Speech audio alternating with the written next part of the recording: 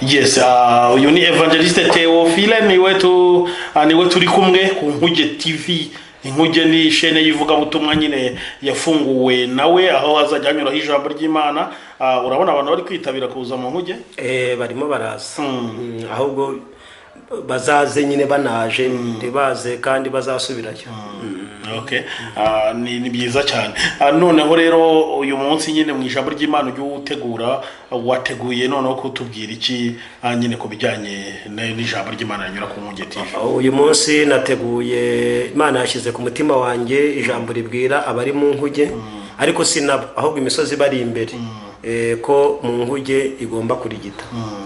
Iyo misozi ihagaze abantu baje mu Nkuge, Imana yashaka kuvugana nayo. Okay, ni byiza cyane. Reka noneho tuguhereza umwanya kugira ngo tugezeho iryo jambo ry'Imana nyine abantu bakurikira Inkuge TV bajye bakomeza kugenda bahembuka banashima Imana nyine yuko yabazaniye Inkuge. Urakoze cyane.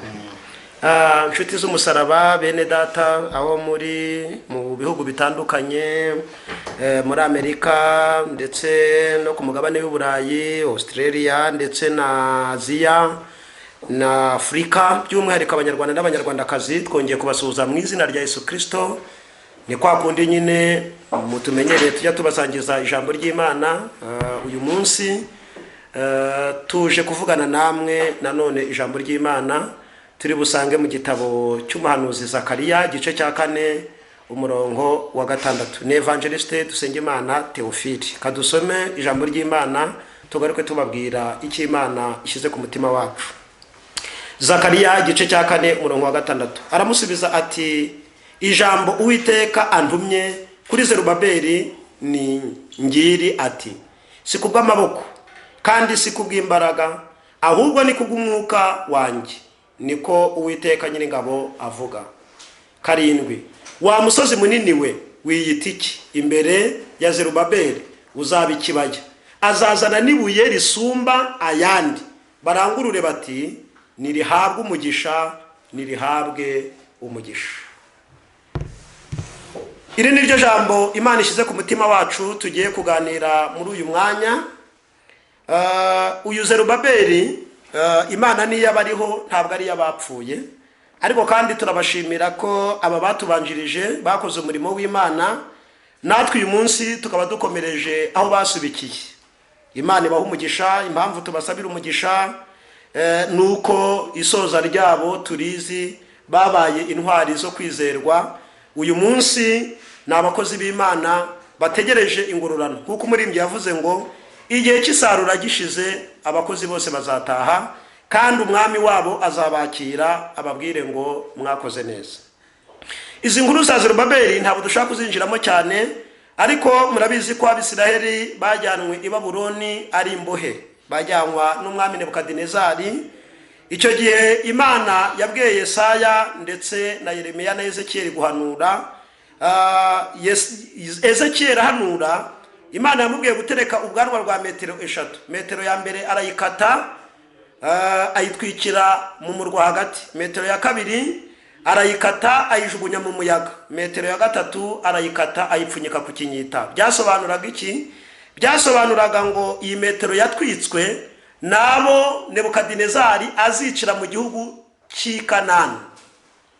Hanyuma iyi metero yajugunywe mu muyaga byasobanuraga abantu bazacika Nebukadinezari yateye igihugu cy'i Kanani, bagacika bagatatanira mu bihugu bitandukanye. Hanyuma iyi metero yapfunyitswe ku kinyita byasobanuraga abazafata amateko akabajyana mu gihugu cy'i Babuloni. Bageze mu gihugu cy'i Babuloni, itegeko Imana yari yarashyizeho ko bazamara imyaka 70 bari mu buretwa. Ese kubera iki Imana yemeye ko Abisirayeli baba abashyitsi n'abasuhuke mu gihugu cy'i Babuloni kumara y'imyaka 70? Murabyibuka ko igihe Mose urugendo rwe rwari rurangiriye mu butayu, Imana imwica iranamwihambira, yatoranyije Joshua Koloneli Kano Joshua, hanyuma imubwira ko ari we Imana ishyizemo umugambi wo kujyana Abisirayeli mu gihugu cy'i Kanani. Bari bavuye mu gihugu cya Egiputa bamaze imyaka 430. Murabizi imirimo n'ibitangaza Imana yakoranye na Mose ndetse n'Abisirayeli. ubwo inyanja yigabanyamagamo kabiri abisirayeli bakambuka, ubwo babonye manu mu butayu, ubwo bagenze mu butayu imyaka 40, imyambaro ntibasazireho, imyenda ntisaze, bakora bagakurana n'imyenda n'inkweto. Urabizi uburyo Imana yabahaye manu, urabuzi uburyo babuze amazi, Imana ikavana amazi mu rutara abisirayeli bakanywa. Igihe kiragera ngo bageze mu butayu, noneho bageragereza Imana ahantu hatagira abantu, ngo Imana ibaha ibyo bayisabye, ariko imitima yabo iyishyiramo konda. Iyi konda byasobanuraga kunanuka ko mu mutima. Ibi tubirenge.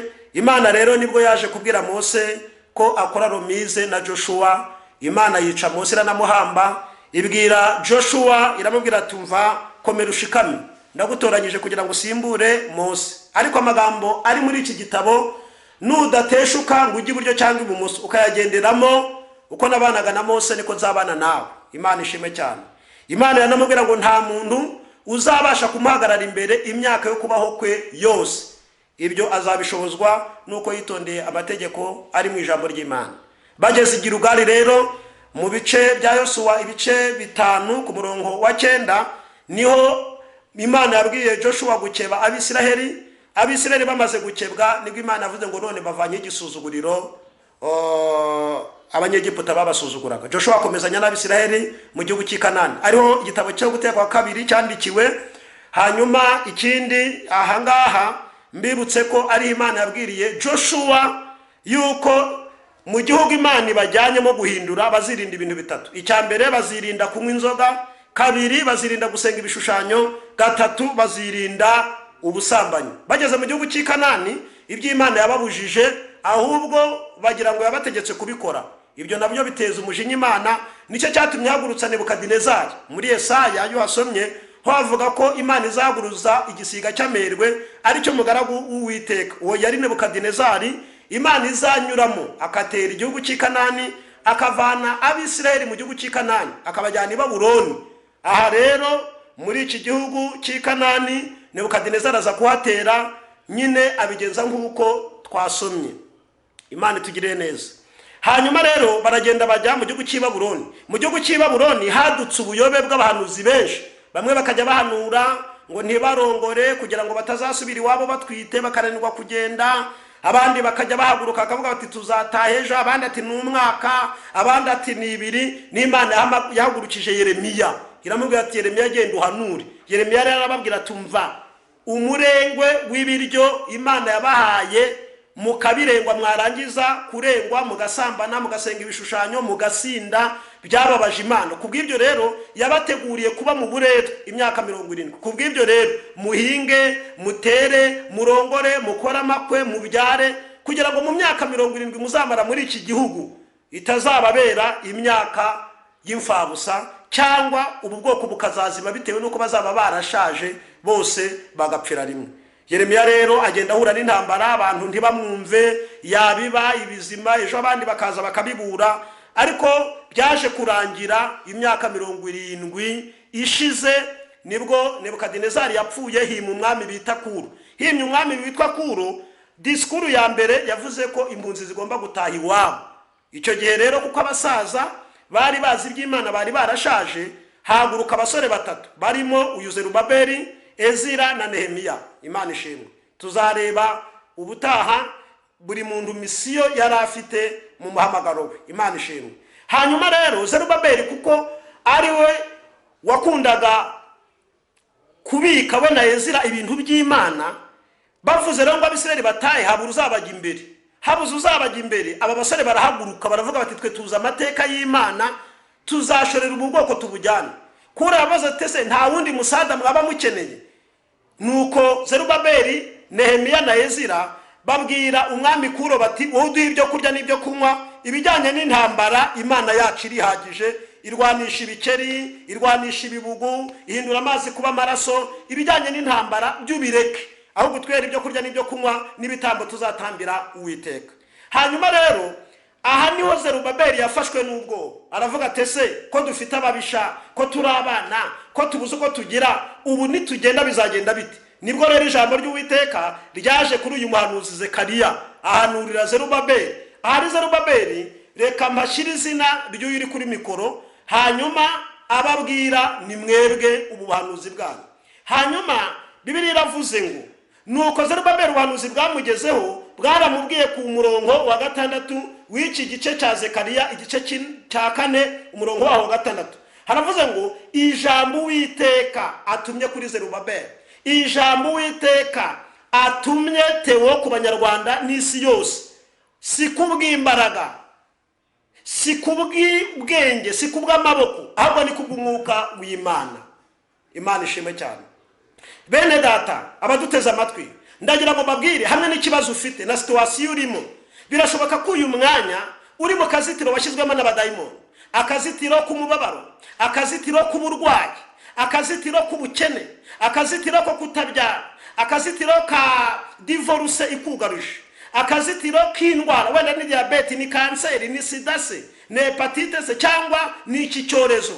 Ariko ndagira ngo nkubwire hepfo gatoya hari ijambo ry'ubuhanuzi nkuzaniye. Imana ishimwe cyane, Imana ishimwe, Imana ishyirwe hejuru. Imisozi kuri imbere ni myinshi, buri muntu agira umusozi we, buri muntu agira isi ye. Isi yanjye si yo yawe, en general turayisangiye, ariko ibibazo dufite muri iyi si biratandukanye. Ushobora kuba ufite umusozi nk'uyu wari uri imbere ya Zerubabeli w'uburwayi, njye nkaba mfite uw'ubuzima, uri kubyumva, ariko mfite ikindi kibazo ntarwaye. Umuntu ashobora kuba afite umusozi w'amajwi ya Satani amwereka ko apfuye, amwereka ko birangiye. Ndagira ngo rero wumve ubuhanuzi kuri uyu mwana. Ijambo Uwiteka ntumye kukubwira wowe uduteze amatwi, uri muri Amerika, uri muri Canada, uri South Africa, uri mu Rwanda, uri muri Kenya, uri ku mugabane w'Uburayi, uri ku mugabane wa Aziya. Ijambo Uwiteka antumye kukubwira, hari ibintu Uwiteka aje gukora ku buzima bwawe. Hari ubuzima Imana ije guhindura, hari imibereho Imana ije kuguha. Ariko ntuvuge ngo ni kubw'imbaraga, nta nubwo ari kubw'amaboko, si nuko ufite iyo titiri, si nuko uzi gusenga cyane, hoya, ahubwo si kubw'amaboko, si no kubw'imbaraga, ahubwo ni kubw'umwuka w'Imana. Umwuka w'Imana afite ubushobozi bwo kubirema bikaremeka. Umwuka w'Imana, haleluya, niho ugiye kukujya imbere yitsi iyo misozi. Hanyuma ubuhanuzi nyirizina ngo uri ku murongo wa 7, Uwiteka avuganye n'umusozi ukuri imbere, wa musozi w'amadeni we, wa musozi wo gupfusha we, wa musozi w'indwara we, wa musozi w'icyorezo we, wa musozi wacingiranya abantu, wa musozi wo kubura ibyangombwa wowe uduteze amatwi ukeneye wabuze, wa musozi w'ubupfubyi we, wa musozi wo kutiga we, wa musozi wo kubura urubyaro we, wa musozi w'ibihombo n'inyatsi, wa musozi we wa karande uri imbere y'uyu muntu ndeba utukurikiye. Wiyitiki, umva ijambo ry'Uwiteka. Uwiteka yavuze ngo wa musozi uri imbere y'abanyarwanda, wa musozi w'ibibazo, wa musozi w'ubukene we, wa musozi wo kwirukanwa ku kazi, wa musozi w'ibyaha we, wa musozi wahagaze uyu muntu imbere ukamubuza kwinjira mu masezerano, ukamubuza kwinjira mu bugingo, ukamubuza kwinjira mu bwami. Uwiteka avuganye nawe, aravuze ngo wiyitiki, ubundi izina ryawe ni irihe, wibonye mwiki, ushorewe nani, ufite imbaraga ki, ufite bushobozi ki? Umva itangazo Uwiteka avuze. Uwiteka aravuze ngo hinduka ikibaya. Abaduteze amatwi, uwo musozi Imana igiye kuhindura ikibaya. Ibyo birakorwa no kwizera. Iri jambo ni irya Uwiteka guhaye kuri uyu mwanya.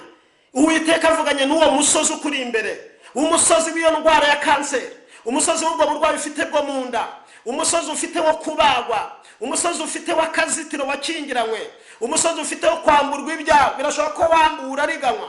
Hari umusozi ukuri imbere uko wakoze ntiwahembwa, hari umusozi ukuri imbere w'uko wabuze urushako, hari umusozi ukuri imbere w'uko uri mwiza ariko shitani akaba yarakwambitse isura y'igisuzugura abantu bakakwanga. Hari umusozi ukuri imbere birashoboka kugira neza ariko abugire neza bakakwitura inabi.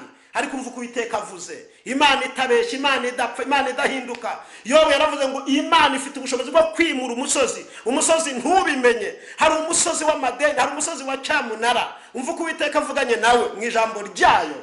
Wiyitiki imbere y'abanyarwanda, wiyitiki imbere y'uyu mubyeyi, wiyitiki imbere y'uyu mugabo, wiyitiki imbere y'abatwumva, imbere y'abasenga, imbere y'ababaye imbere y'Imana. Umva itangazo rero nje kuguhera ku Nguge ya Nowa TV. Mwebwe mwamaze kumvira Imana, mwebwe mwamaze kwizera Imana, mwebwe mwamaze haleluya gushaka Uwiteka n'umwete wanyu wose, habonetse ingabo. Hari igikombe cy'ibidandabiranya umaze igihe ufite mu biganza byawe, uradandabirana umeze nk'umusinzi. Isi yarakubwiye ngo rambara tukugende hejuru. hahari warariganijwe uriganwa n'abakurusha imbaraga, n'abakurusha ububasha, n'abakurusha ubushobozi. Ariko Uwiteka aravuze ngo haleluya, akwambuye igikombe cy'ibidandabiranya wari ufite mu ntoki zawe. Icyo gikombe cyari cy'umujinya w'Imana. Imana igishyize mu biganza by'abakurenganyaga, bakakubwira ngo rambara tukugende hejuru, nawe ukarambarara ukamera nk'ubutaka bakakugenda hejuru. Ntabwo ariko bizahora ku bategereza Uwiteka. Imana ishimwe cyane. Imana ivuganye n'uyu musozi. Kwa Yobu Imana yimuye umusozi wo gupfusha, Imana yimura umusozi wo guhomba ibye. Mu bice 42:10 harabangwa gisabira bagenzi be, Imana yunamura Yobu. Haleluya. Hari Yobu hashyira izina ryawe, imukiza ibyago bye byose, ihira Yobu bwa nyuma kurusha ubwa mbere. Mwene data uduteze amatwi, Imana ije kuguhira mu buzima bwawe. Imana yazanye amahirwe ya kabiri. Wakoraga ntibigende, Imana izanye gukora bigende. Ariko ibyo byose biraterwa nawe ubwawe.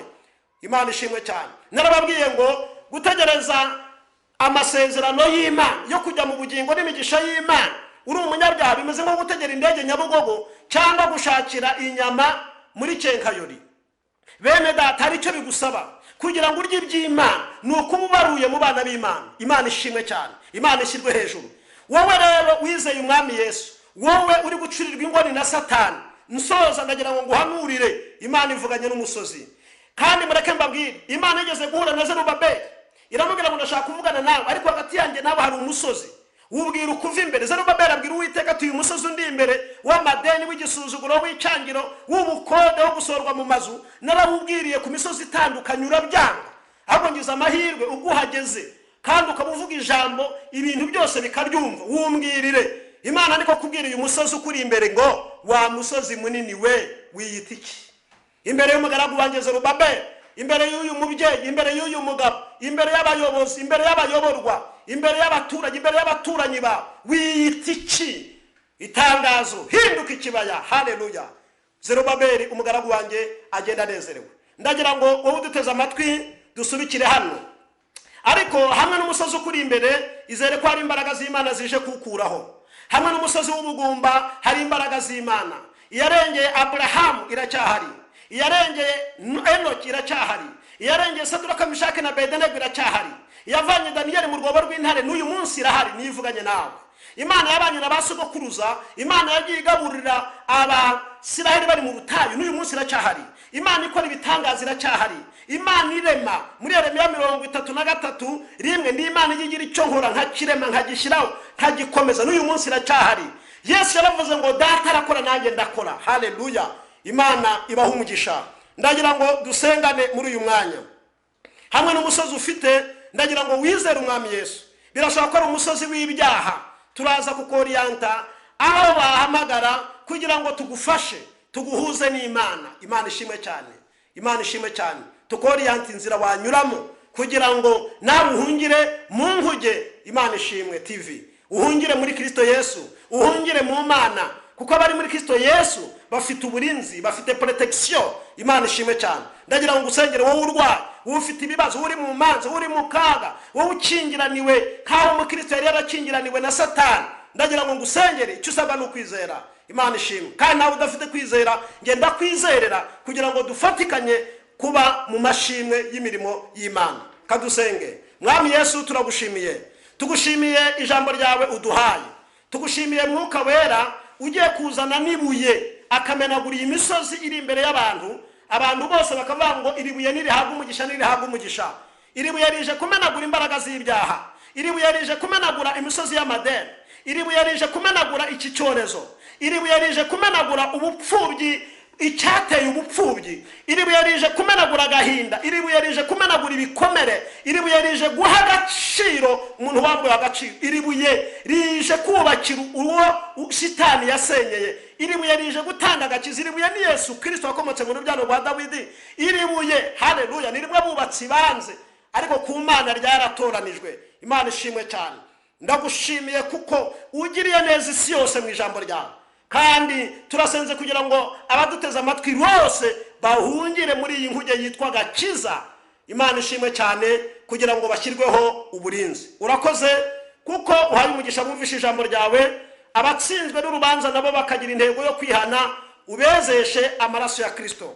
Urakoze kuko uduhaye umugisha mu izina rya Yesu. Amen. Katubahe nomero ushobora kuduhamagaraho ufite icyifuzo, igitekerezo cyangwa icyifuzo, waduhamagaraho nabwo tukagusengera. kandi mujye mwibuka nyine kubahiriza amabwiriza agenga icano. 0782 30 15 81. 0782 30 15 81. Imana ibahe umugisha.